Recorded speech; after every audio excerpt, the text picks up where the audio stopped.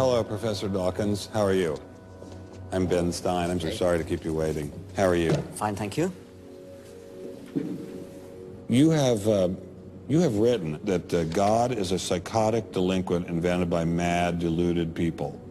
No, I didn't say quite that. I said something rather better than that. Oh, well, please tell us what you said. Please tell us what you said. Well, I would have to read it from the book. No, please.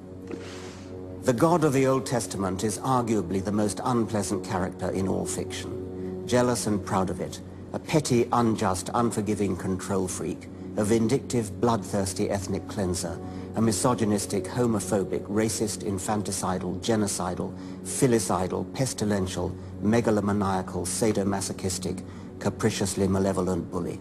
So that's what you think of God? Yeah. How about if people believed in a God of infinite lovingness and kindness and forgiveness and generosity, sort of like the modern day God? Why spoil it for them? Why not just let them have their fun and enjoy it? I mean, I don't want to spoil anything for anybody. I write a book, people can read it if they want to.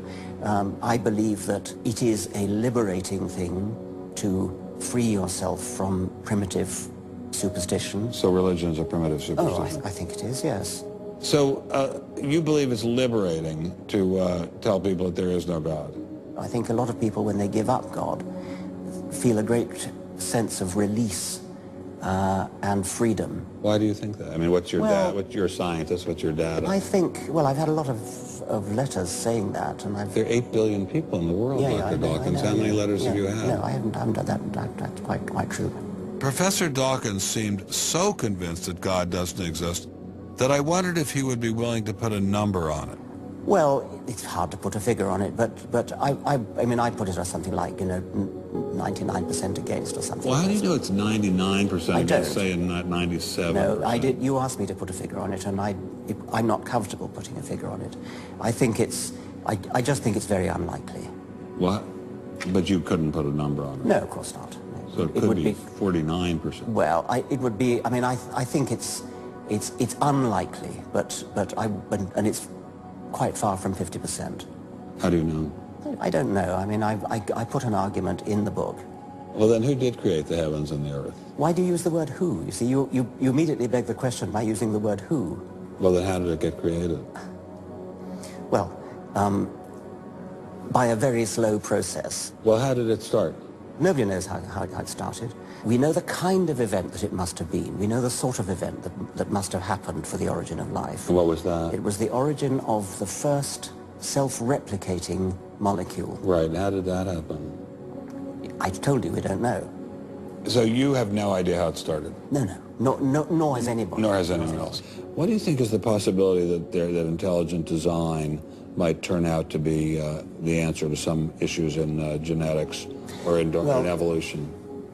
It could come about in the following way. It could be that at some earlier time, somewhere in the universe, a civilization evolved by probably some kind of Darwinian means to a very, very high level of technology and designed a form of life that they seeded onto perhaps this planet.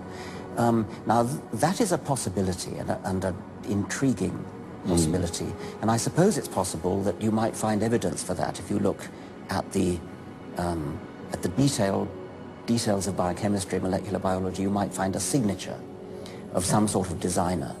Wait a second. Richard Dawkins thought intelligent design might be a legitimate pursuit? And that designer could well be a higher intelligence from elsewhere in the universe. Well, but that higher intelligence would itself have had to have come about by some explicable or ultimately explicable process. It couldn't have just jumped into existence spontaneously. That's the point. So Professor Dawkins was not against intelligent design, just certain types of designers, such as God.